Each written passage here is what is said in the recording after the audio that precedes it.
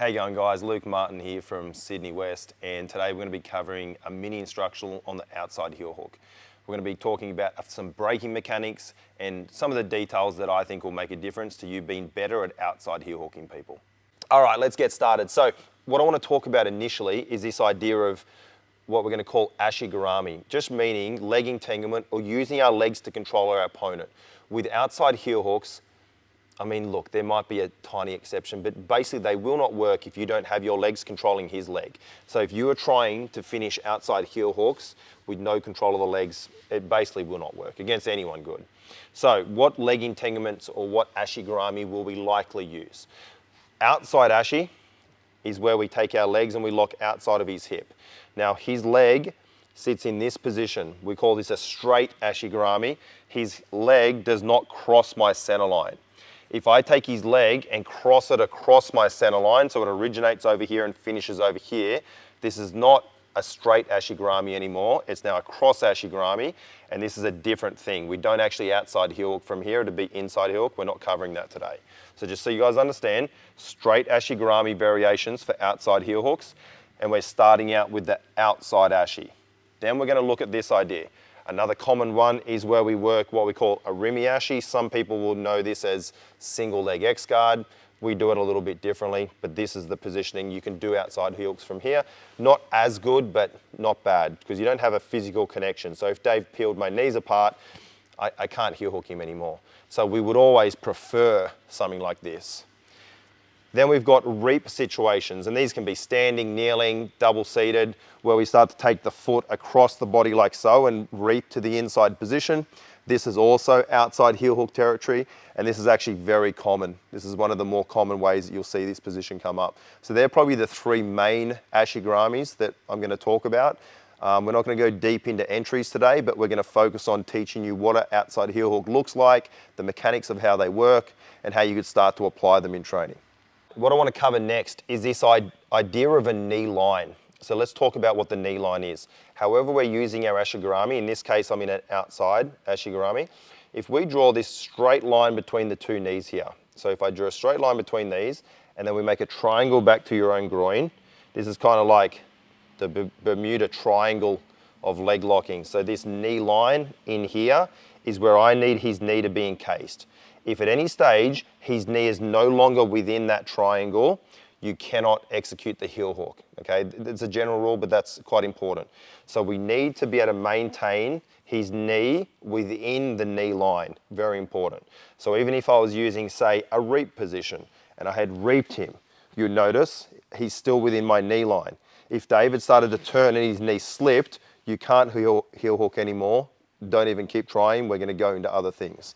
So this segment, very simple, is just about you understanding that the knee line is this zone here, and we must maintain his leg within that, and that's part of the job of the Ashi Garami, using strong back heels, sometimes knee pinching. Each Ashi Garami will have a different way or different mechanic of controlling, but the Ashi Garami is in charge of this, and then gripping on the lower leg is also in charge of this. Now let's move on from lower body controls to how we can actually use our arms to control. Now I want to get this straight. This is really important.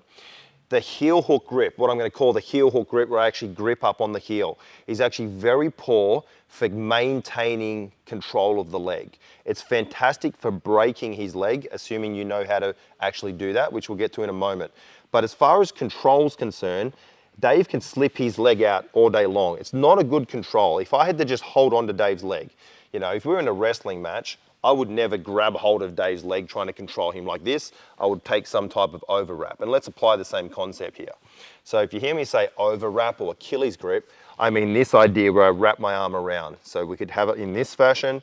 We also can have it in what we call shotgun grips, where I take my hand like you were holding a shotgun down at your waist, and I pinch my elbow in. These are better grips for keeping hold of someone's leg, because there's going to be a transition process between capturing an Ashi Garami and then exposing the heel, which we're going to look at in a moment. So understand with gripping that we want to use Achilles grips or overwraps or shotgun grips to control the leg, and then we're going to build up into our actual breaking grips. So your breaking grips are not very good for controlling him from running away, but they're very good for breaking the leg. Now, what do they look like? What do the finishing grips look like? What they look like is this, and I'm going to talk about the leg positioning in a second. But let's just talk about the actual grip. What I want is my forearm to be underneath his heel. I want his heel to be very high. An example of low would be something down here like this. I want it to be very high. Picture you're bringing your knuckle up to your own chin. Okay, so you do this awkward posture where I'm trying to nearly touch my chin on my knuckles here. This is quite important. The higher the heel, the better. So this is an important grip. Then we call this the heel hooking hand, and this is the assisting or secondary hand.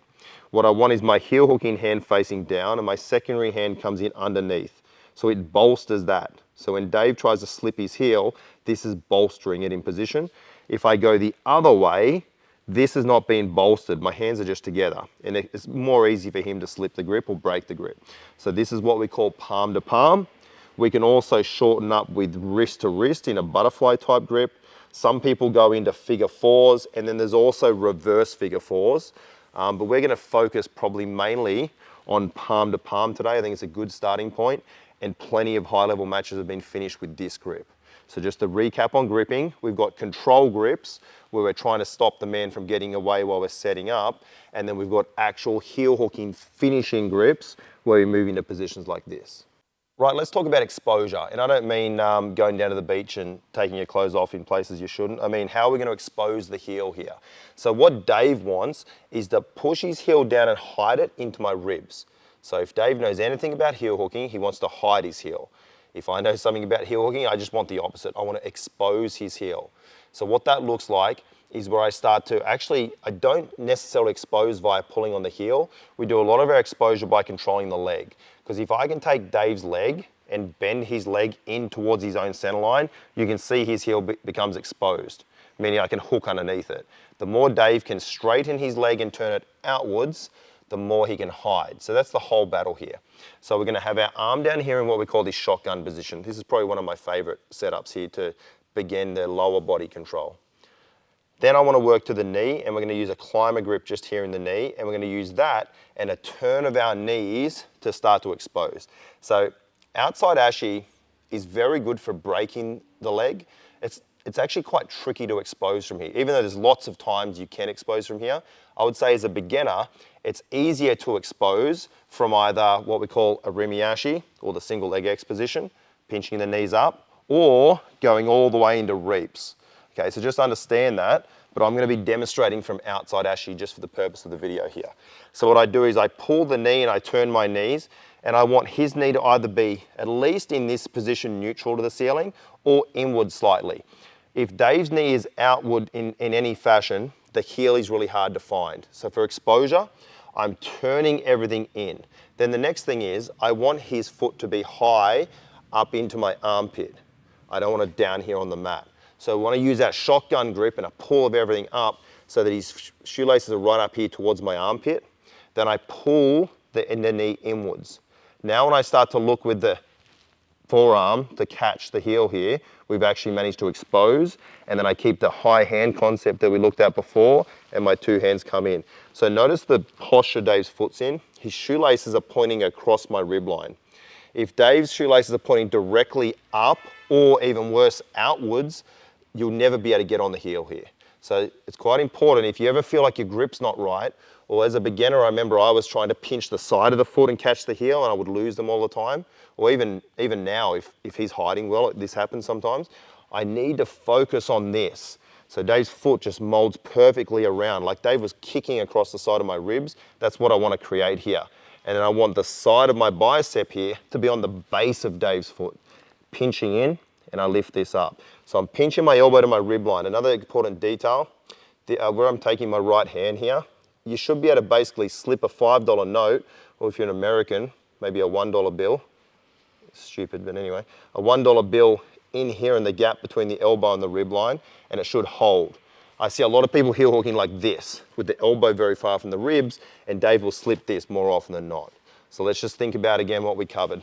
We looked at the idea of exposing the heel. So on the foot high, I pull the knee in using a climber grip and my knees. Then I catch, my elbow pulls in as tight as possible, and then I go palm to palm here. Let's get into some fun stuff now, the actual, what we call breaking mechanics of the outside heel hook. So what are we actually trying to achieve here? Well, in Dave's knee, there's a whole bunch of ligaments. You don't need to be a doctor to understand this. There's a ligament that runs on the outside of the knee here, all right? And its job is to connect the upper leg and lower leg together. That's the one that tends to get damaged in an outside heel hook if you execute it well. It's not to say other ligaments don't get damaged. I had one of my pro fighters fight recently, and he just tore just about every ligament in his opponent's knee to pieces. So it can be catastrophic and cause other damage, but generally we see tweaks in the LCL on the outside here. And then what we want to see is normally pressure through the foot as well. Sometimes it'll all go through the foot. Unfortunately, I had a match recently where my ankle got exploded with an outside heel hook, and it was all in my ankle. My knee was fine, it was all ankle. So you can get both. You can get destroyed ankles, you can get destroyed feet, and you can get destroyed knees. So how are we going to cause all that damage? What we're going to do is this. Firstly, I don't want the leg to be completely straight. This is good for knee bars. It's not good for heel hooks. I don't actually want the knee to be completely compressed either. You kind of want it here. There's a bit of a sweet spot of where you want it. A bend like this is quite nice. It gives me a good ability to expose, and it tends to give us better braking. So let's assume that I did a good job with catching the heel here and I have nice high hands. What we want to do here is this. We're causing a rotational effect of the lower leg by lifting his heel up. Then I'm going to cause an external rotation of the knee using my hips. Okay, I'm going to show you one of my favorite ways to break that you can teach to anybody. Now look at this. If I just take my legs out of the way, so I'm catching Dave's foot in this position. I want Dave's foot flexed all the way in. If Dave could point his toes, this would be good for him. The lever is not as good, so I want the lever bent. I'm lifting the heel and my armpit is pulling the toes. And look what it does to his knee. It turns his knee in. So if I do this, if Dave keeps his knee open and I do this, Dave will start to feel pressure in his foot and probably into his knee. But Dave will always relieve pressure. It makes sense. So our job is to put a barrier here. So as I put pressure, it starts to bother him. And that's what we're going to do with the gripping. So I come in, I catch my outside heel hook like so. Now it comes back to my Ashi Garami. So we understood gripping. Now my Ashi Garami has the job of keeping his knee within the knee line. It also has the job of braking. So I'm going to take my hip and I situate it right here, kind of opposite to the ligament I want to break. And its job is going to be to bridge through the side of the leg as I bring pressure with the hands. So I lift the hands up and then I bridge pressure out through the side of the knee. Always slow and controlled with your training partner. Okay, so I'm causing a rotation of the lower leg and a shearing force of the upper leg with my hip. This is about the most basic way I can show you to do it, and it works great. Your legs can be crossed, your legs can be triangled. There's different ways people like to work, but I think this is the best way to do it. High hands, so look at this posture with my chin, high hands. I then push off the mat as I lift the heel and my hips go through. Now, a mistake I see from people is they don't marry the forces together well, meaning they go crazy on the lift and then not as much force on the drive, or their lift is not very good and they're giving a big bridge and they don't get good results, or they get results where maybe one of these pop, normally the foot and not the knee. So you've got to promote someone to want to tap. So I'm lifting the heel and then I'm driving through, and this is our braking mechanic. Now move into something a little more sort of game speed. How could this go down live? Not that it won't work from outside Ashi like we just did, but let's now use a Rimi Ashi, which is a very common position. You've got yourself into here. It's actually really nice for exposing. This is something Gordon Ryan said to me that really stuck with me, because I thought a Rimi Ashi was just a useless position for outside heel hooking. I thought everything wants to happen out here. But Gordon said, this is actually better for exposing. You can get a better knee pinch and expose, and he's right. When you practice this, it's better for exposing the heel, so I can turn everything in. So let's think about that. A Rimi Ashi is great for exposing, just not so good for braking. So what you could do is you could come here and expose, and then you could climb back to your outside Ashi and go through the same break I just showed you. So that would be maybe a nice next step after what I just showed you. But let's move past that into the reap. So if I'm starting to turn Dave in here and I'm having a hard time getting exposure, what I'm going to do is pull my knee more towards my chest and use a throwing of my leg and my knee to the inside to cause this exposure.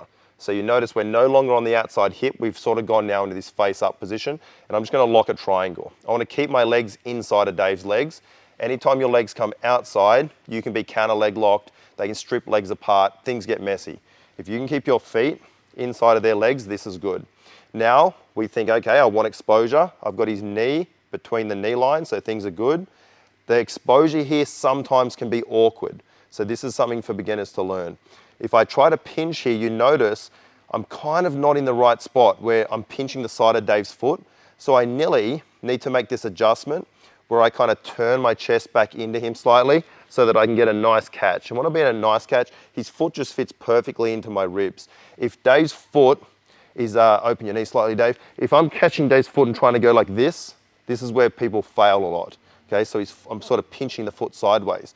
But if I can get the foot into this position where it's wrapped in around my body here, I pinch my elbow to my rib line and I catch, now we're in a better spot. But this is not the best for breaking. It's okay, but normally your opponent starts to move and roll on you because he wants to alleviate pressure. So we're gonna practice following someone with a roll through. Please keep your hands locked the whole time. I keep seeing beginners unlock hands and it's just a bad habit. Keep your hands high the whole time, so right up to your chin. As Dave rolls, I'm gonna roll with him and I'm gonna round my body out and I put my head in the mat. And then I move myself back and look, we end up back to where we were before. I've got an elbow pinch, I've got a high hand, I lift the heel slightly as I drive my hips in. So this is about as basic as I can show a reap, but this works really well. We'll just do one more rep here. So, just come this way a little bit more. So this would be the outside Ashi. We're gonna operate from a rimmy Ashi. If I could expose and catch, you could just throw back to outside Ashi, great. But if you're trying to expose and he's sort of semi-hiding, I'm gonna go to a reap. So look what I've done, I've caused big exposure, but I'm in that awkward spot where I'm kind of catching the bottom of the foot. So I'm gonna turn my chest into him slightly and get this catch. You make this sort of snaking of your body. And notice this movement where I'm flexing my wrist and lifting it to my face. I lock up, and I'm not trying to break Dave right now, I'm just putting some pressure in. As he rolls, my head goes in the mat, I keep the knee line. So notice, my knee line, the knee's still in there, I didn't lose it. I had two hands the whole time, I lift, and I go hips through for the break. This will be the last segment, and I want to talk about one of the most common issues people run into. They manage to do a reap to their opponent, but he sort of semi-knee cuts away and drives their butt back into you, and they cut their knee away, and then next thing they pass around behind you. We're gonna show you what that would look like. I try to reap Dave, I throw the legs over here, Dave comes up, he drives in, the knee line gets disappeared on me, and the next thing he's passing my guard and everything's turned bad. So let's just address this. This is very annoying. So remember what we spoke about when we came back to our gripping. The heel hook grip is fantastic for breaking, not so good for control. So anytime you feel like your man's sort of disappearing on you and you're not ready to break yet, go back to one of the controlling options. And I'm gonna add maybe one variation of control for you here that I find works really well. So I reap Dave and he starts to do that motion where he wants to run from me. So what I'm gonna do is this, not gonna take the exposure even though it's here right now, I'm gonna do what we call ankle wedging, where I just kind of take my tricep right over the pointy part of his ankle and I just lock in here at my knee. Okay, I'm misaligning his ankle effectively. This is pretty good for controlling Dave's leg. So when he tries to run on me, it's pretty hard. And the other thing I want to do is I still make sure I keep his knee between my knee line. So if Dave's knee gets to the floor, I'm losing this. So I keep my ankle wedge. I can even take my second hand and pull his knee straight in the bottom leg and I pop it back through. And now we're just gonna lock our legs. I'm gonna say don't lock a triangle, lock ankle to ankle. So this would be a triangle, this would be ankle to ankle. Ankle to ankle is gonna be a little better here. Now what I'm gonna do, Dave's trying to drive his butt back into me. I'm gonna extend with my legs. So I extend him away. So he's in this stretched out position. And now I finally take the exposure that's in front of me and we start our breaking cycle. Dave will always backstep. I follow him, I roll onto my head. I make sure we keep that bend in the leg, we lift and we drive. I'm gonna show you from this other angle now. I throw my reap in like this, and Dave wants to free his knee line, pull his lower leg and cut back in. So we have to keep hold of this. If you go to the heel hook grip, you won't hold him. It's no good for holding the leg. So we're gonna do what we call ankle wedging. Ankle wedging pinches back here and I lock in, I back heel and I just lock my ankles together. Now as Dave drives into me, I extend. What I do when I extend, if you notice, I push his hamstring with my hamstring and he kind of gets put into that racing start position. So when he tries to drive into me, it's hard, I'm pushing him away. Now I can come down and take the exposed heel. I lock up, high hands. If he did nothing, I could start to put pressure on him here, but he'll roll. As he rolls, I go on my head, my hip comes through, and then we use the same braking mechanic we did before. So there you go, guys. There's some sharp bits of information you can apply to your game. Again, if you're already a master of outside heel hooks, you might find some of those things that stuff you're already doing. But for the rest of us that are trying to learn about heel hooks and want to know a little bit about the dark art, there's some nice details that are going to help you get more heel hooks, but also potentially assist you in defending them. Now you understand what they're actually trying to do to you.